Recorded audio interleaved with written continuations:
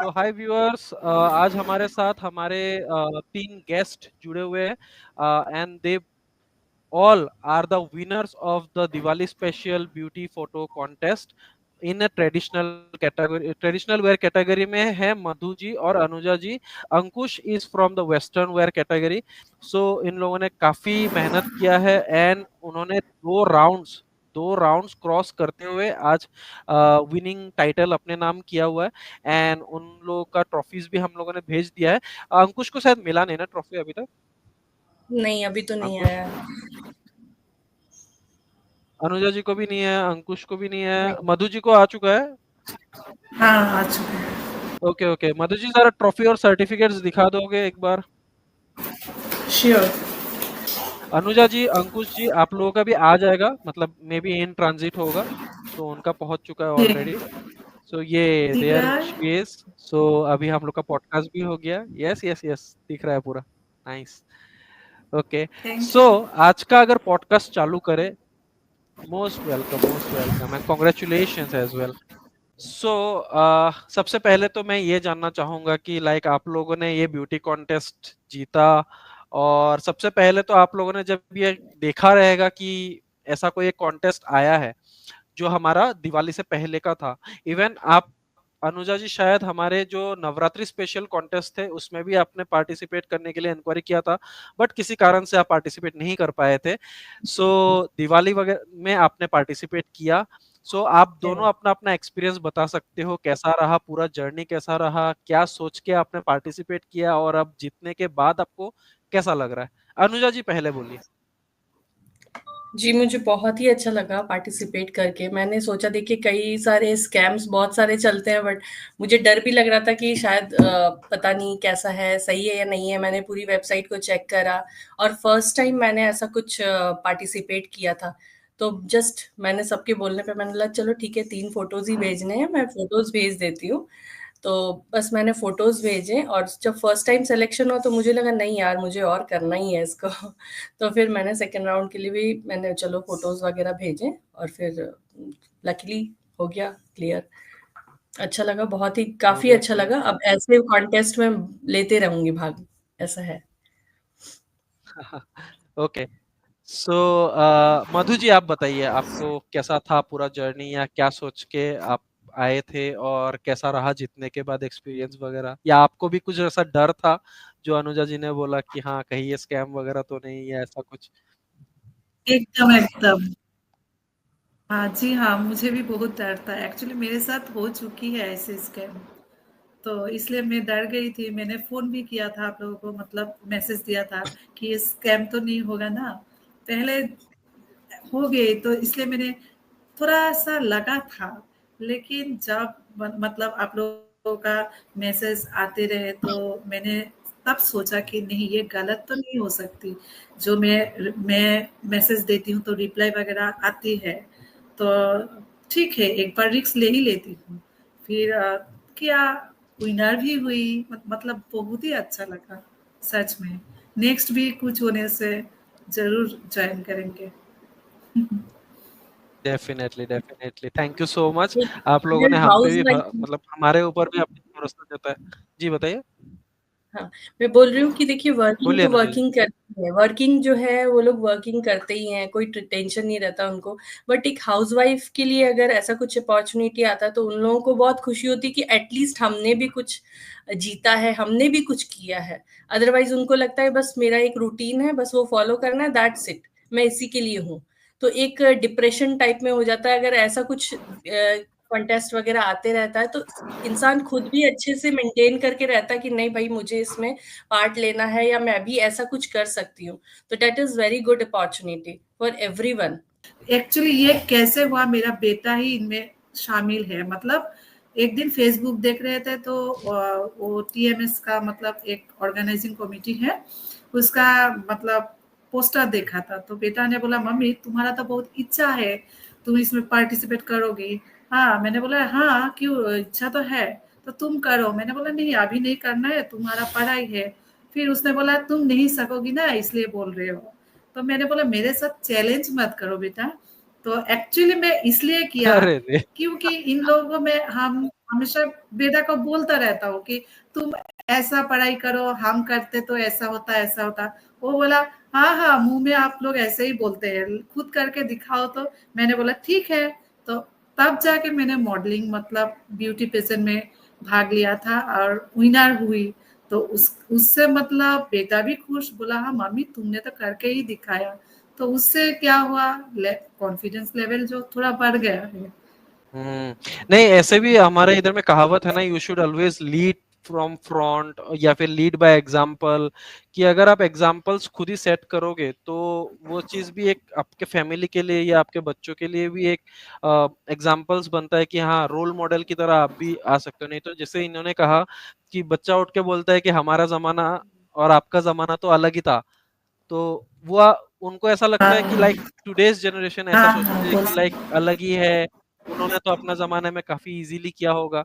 तो भाई अगर उन्होंने अपने जमाने में इजीली किया था तो आज के दिन में भी वो बहुत इजीली कर सकते हैं। तो ये एक लीड बाय एग्जांपल होता है, काफी बढ़िया रहता है। चलो मैं अभी आपसे थोड़ा बहुत सवालात कर लेता हूँ क्योंकि हमारे पास टाइम कम है।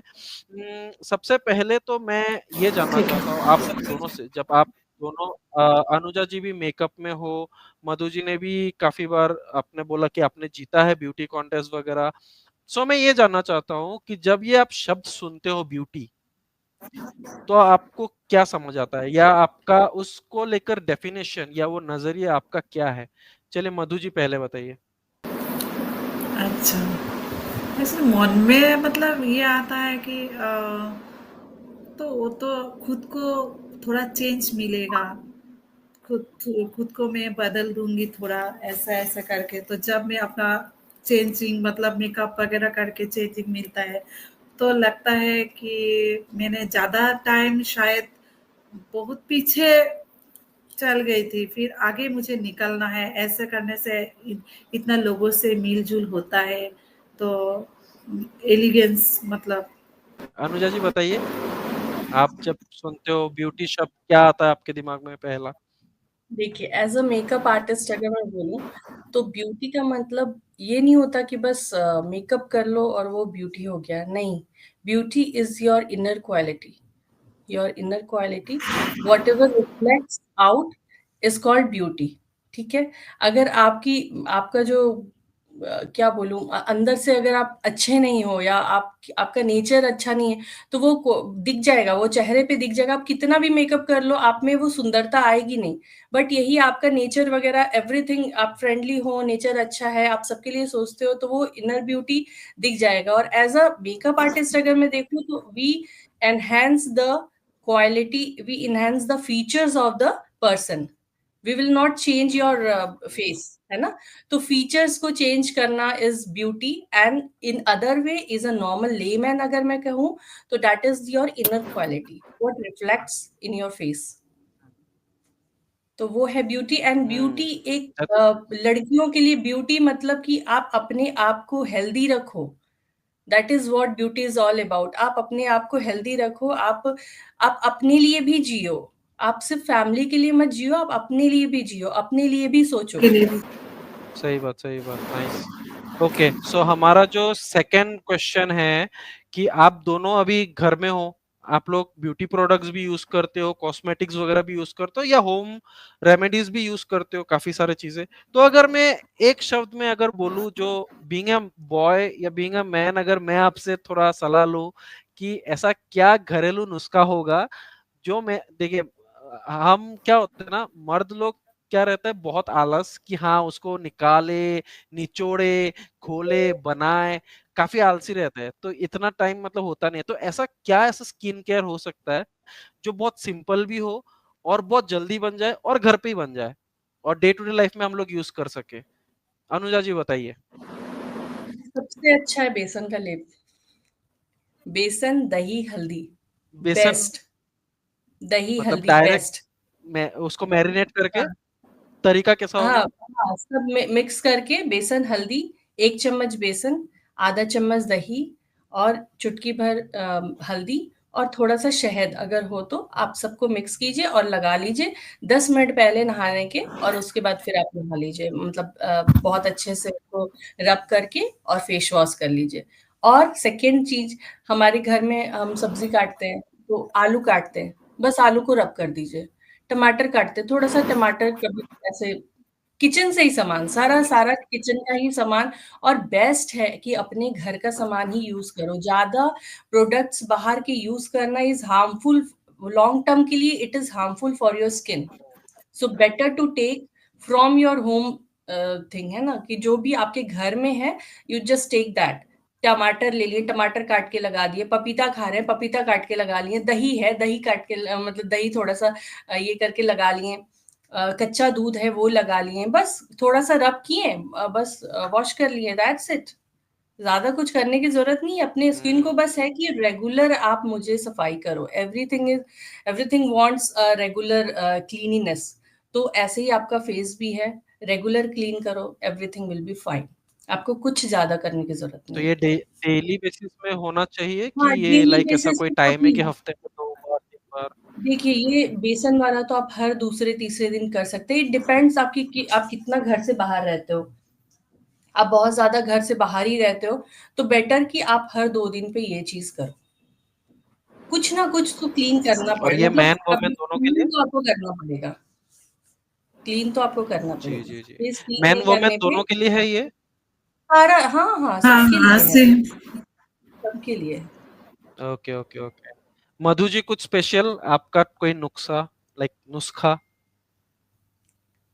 एक्चुअली अनुजा जी ने तो बोल ही दिया होम रेमेडी, तो एक्चुअली सब कुछ तो वही है।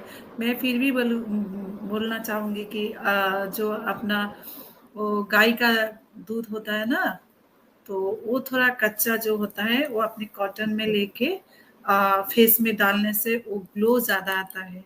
और बेसन वगैरह थोड़ा हल्दी मिलाकर हफ्ते में 1 दिन और लगाने से पूरा होल बॉडी में लगाने से अच्छा होता। फिर पपीता जो है उसका आप मास्क रेडी करके, जैसे बनाना पपीता एक साथ में करके उसके साथ दही मिला के थोड़ा आप फेस पैक कर लीजिए, फेस में ग्लो आएगा। फिर हफ्ते में आप पानी में थोड़ा बॉडी ऑयल जो है वो मिलाकर आप लगा लीजिए, उसमें भी अच्छा स्किन ग्लो करेगा। और हेयर के लिए भी आप हुँ, पपीता, बीट वगैरह जो कुछ है, बीट जो है ना, बीट, बनाना, हुँ। फिर पपीता, वो आप मिक्स्ड करके हेयर पैक भी लगा सकते हैं, उसमें आपका हेयर भी अच्छा होगा। बात पे मैं एक और चीज़ पूछना चाह रहा हूँ कि आप दोनों का ही अच्छा। जो हेयर मैं देख रहा हूँ काफ़ी अच्छा है, ठीक है? तो हेयर केयर रूटीन का क्या कर सकते हो आप जो घर पे कर सकते हैं ईज़िली? क्योंकि अब मतलब आजकल बोलो हेयर फॉल का समस्या मतलब काफ़ी ज़्यादा हो रहा है और इवन अभी जो ठंडी के टाइम है, ठंडी का टाइम में डाई हो जाता है काफ़ी सारे, तो ऐसे में क्या किया जा सकता है और बेटर लाइक आप जो यूज़ करते हो like day to day life में, आप वो बता सकते हो? हाँ, मैं तो हफ्ते में 1 बार, मतलब सैटरडे रात को थोड़ा ऑयल लगा लेती हूँ सर पे, तो दूसरे दिन वो शैम्पू कर लेती हूँ। और हफ्ते में 1 बार मैं पैक लगाती हूँ, जो आपको बोला है कि बनाना पैक आजकल रेडीमेड भी मिलता है और आप घर में भी बना सकते हैं। बनाना, पपीता, ये सब मिक्स्ड करके फिर हेना 1 बार हफ्ते में करने से वो तो बहुत ही अच्छा है। आजकल क्योंकि ज़्यादातर लोगों का बाल जो है मतलब पाक जाता है कलर वगैरह ये सब करने से।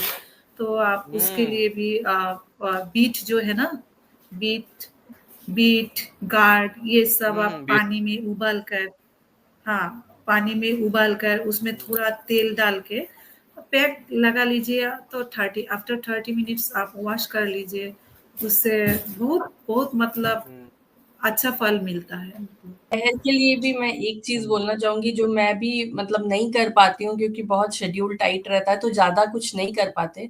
तो वीक में 1 दिन नारियल तेल पे एक विटामिन ई का गोली डाल के अच्छे से मसाज करके दूसरे दिन वॉश करो, बस दैट्स इट।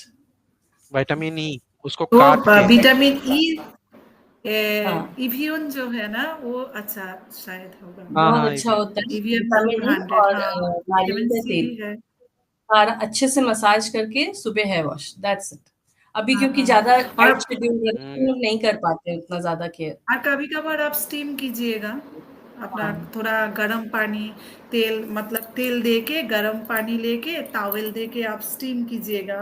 उससे भी मतलब ब्लड सर्कुलेशन जो है वो अच्छा होता है, फिर बढ़ता ग्रोथ है। भी होता है ना हेयर का। ओके, सो बढ़ते हमारे अगले जो क्वेश्चन है, वो क्वेश्चन कुछ इस तरीके का है कि आप दोनों ही पेरेंट्स हो, ठीक है, आप दोनों ही होम मेकर हो, हाँ आप दोनों ही पेरेंट्स हो, आप लोग जैसे अभी बच्चे होते हैं, मतलब कभी कभी वो फेलियर फेस करते हैं और आपके पास आते हैं, तो इवन कभी कभी तो ऐसा भी हो जाता है कि वो आपको बताते भी नहीं है कि उनको क्या इशू फेस हो रहा है या क्या प्रॉब्लम्स है उनकी लाइफ में। तो अगर मैं आपसे पूछूं कि लाइक आप कैसे आपके जीवन में जब भी लाइक ऐसा कोई प्रॉब्लम आया या कोई भी ऐसा टफ टाइम आया, तो सबसे आसान जो एडवाइस आप देना चाहोगे कि ये आसान तरीका है इस प्रॉब्लम्स को हैंडल करने का या फेलियर्स को हैंडल करने का, वो क्या हो सकता है? अनुजा जी बताइए। अभी मैं जो मतलब मैंने जो अभी देखा है, आप अपना काम से सेटिस्फाइड हो, ठीक है, आप अपना काम कर रहे हो, एवरीथिंग इज गुड, सब कुछ अच्छा चल रहा है, बट सबसे बड़ा प्रॉब्लम है ये इंस्टाग्राम। अब बताती हूँ कैसे। जो भी हम जैसे लोग हैं, जैसे जो भी वर्किंग हैं, उनके लिए मैं बता रही हूँ कि क्या होता है ना कि हम दूसरों का काम देख के हमको लगता है अरे ये तो ऐसा कर रहा है पर मैं नहीं कर पा रही हूँ। इससे प्रॉब्लम ज्यादा हो जाता है। आप खुद बहुत अच्छा कर रहे हो, आपको सब लोग अप्रिशिएट कर रहे हैं, बट आप जैसे ही दूसरों का देखते हो आप अपने आप को डिमोरलाइज करने लगते हो। आप ऐसा देखने लगते हो कि यार मैं क्या नहीं बात। ऐसा कर रही हूँ, मैं ऐसा नहीं कर रही हूँ, या मैं मेरे से नहीं हो रहा है। फिर आप नर्वस हो जाते हो। तो मैं इतना कहना चाहूँगी भाई साहब, आप लोग इंस्टाग्राम जाओ, इंस्टाग्राम को देखो, कोई प्रॉब्लम नहीं है, रील्स भी देखो, बट उसको अपने काम पे हावी मत होने दो। आप इंस्टाग्राम पे जाओ, पहले अपना अकाउंट देखो कि मुझे इसमें और क्या ऐड करना है, मैं और क्या बेहतर करूँ खुद से। ऐसा नहीं कि दूसरों के देख के उसने ऐसा किया तो मैं भी ऐसा करूँ। That is not a right way. आप अपना करो ना, आपके पास अपना दिमाग है। आप खुद का देखो, आप क्या और बेहतर कर सकते हो। आप लो सोशल मीडिया की हेल्प।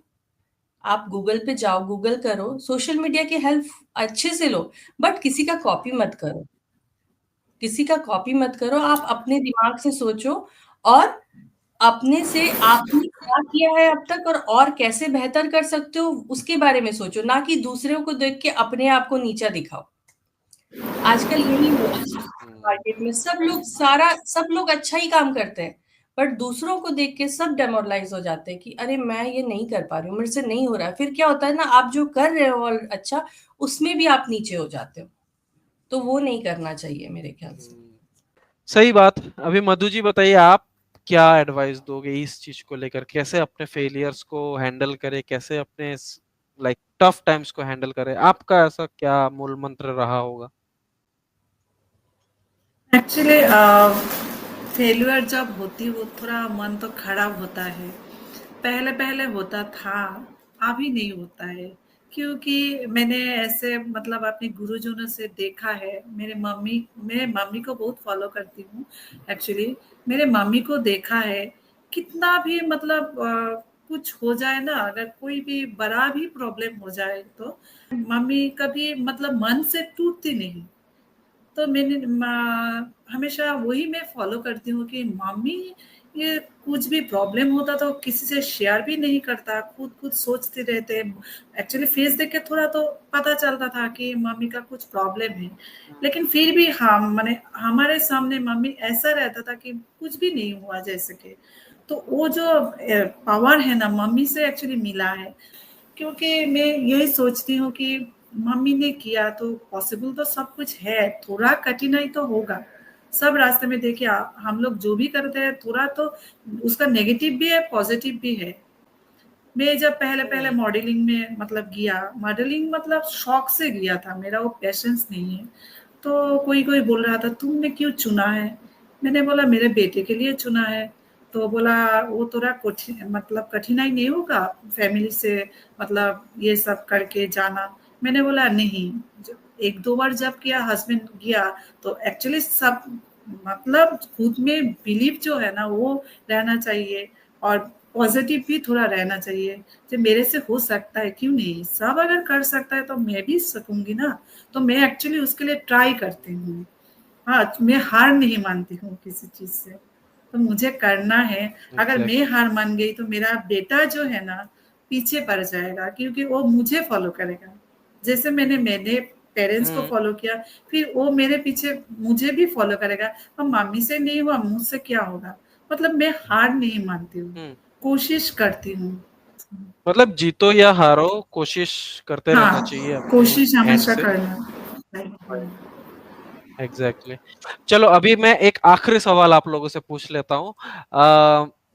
बहुत इंटरेस्टिंग सवाल है, आप लोगों ने इस बारे में सोचा है कि नहीं सोचा है, मैंने अभी तक मुझे नहीं पता, लेकिन ये थोड़ा थॉट प्रोवोकिंग हो जाता है।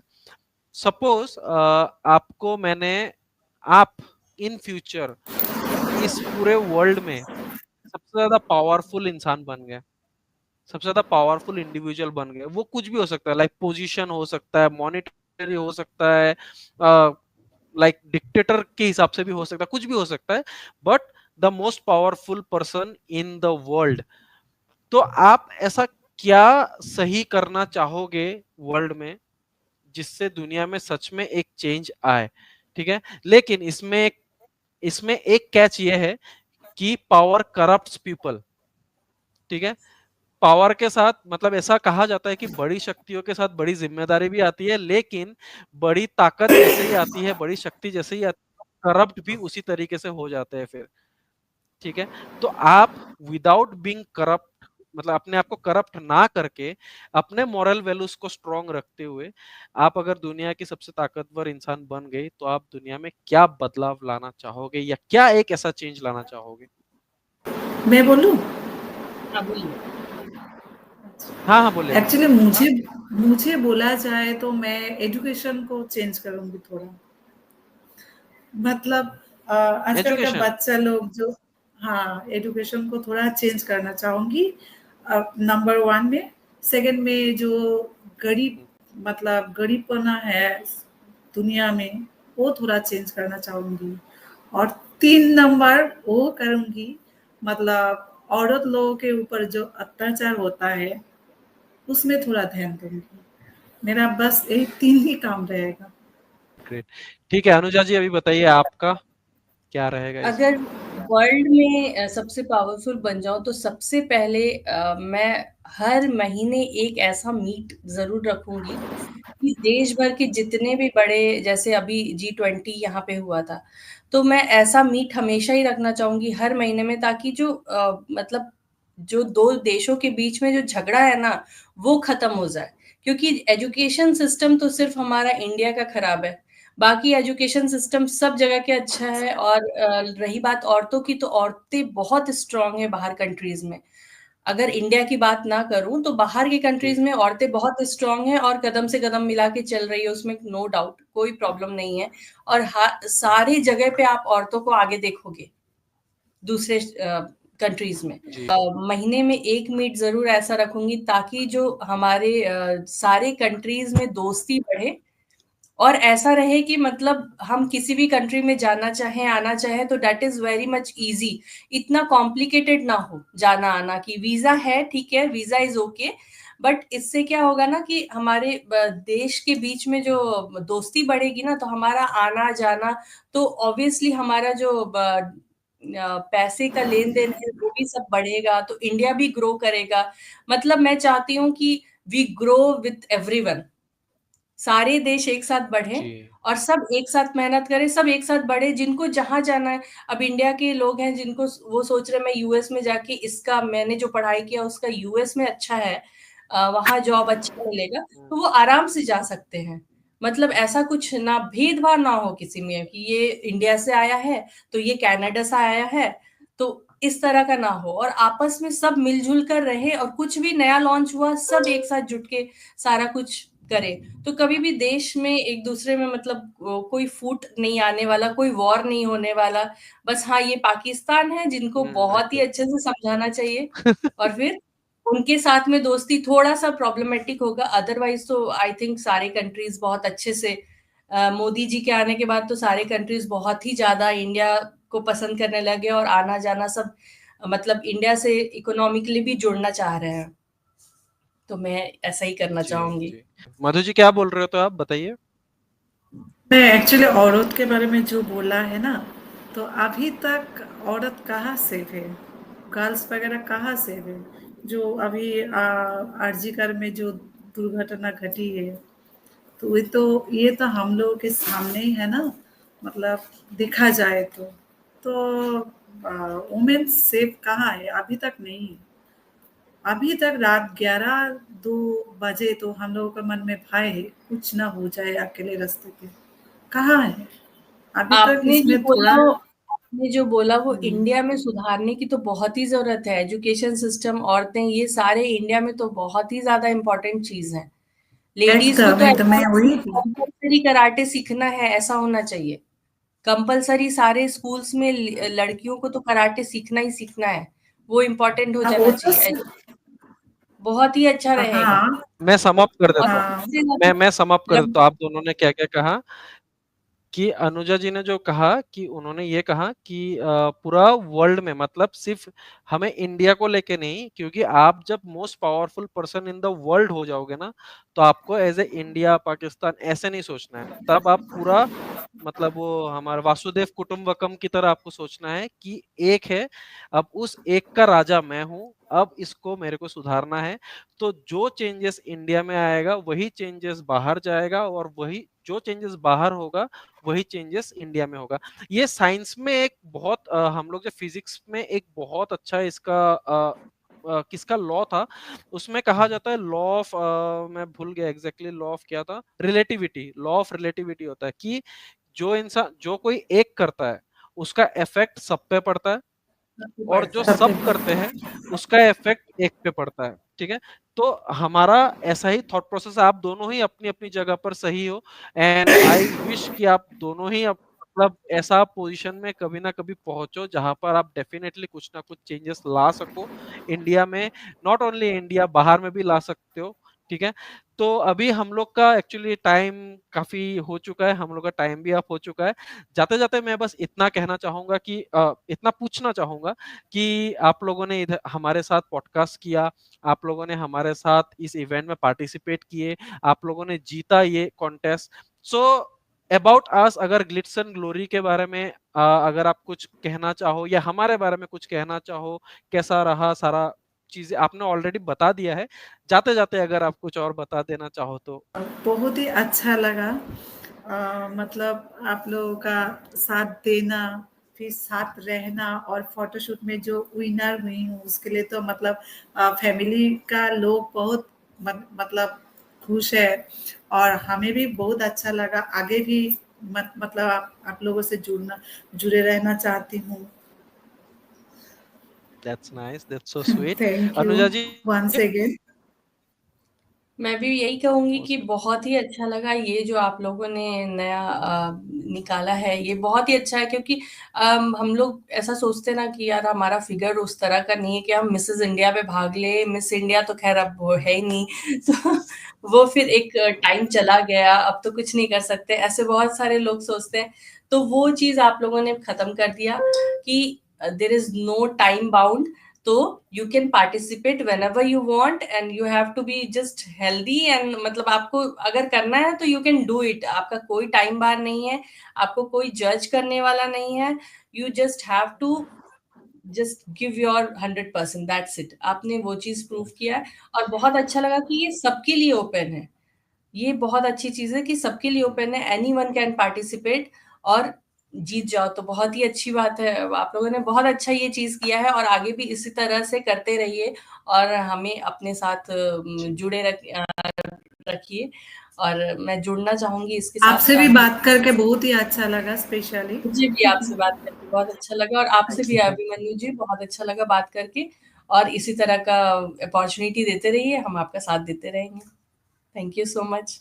Thank you so much. और आपके साथ हमारा ये वार्तालाप आगे और चलेगा, क्योंकि हम आगे भी काफ़ी टाइम मतलब कनेक्ट होने वाले हैं, और जब भी ऐसा कोई इम्पोर्टेंट इश्यूज़ के ऊपर हमें बातचीत करना होगा, हम डेफ़िनेटली ऐड करेंगे एक साथ में।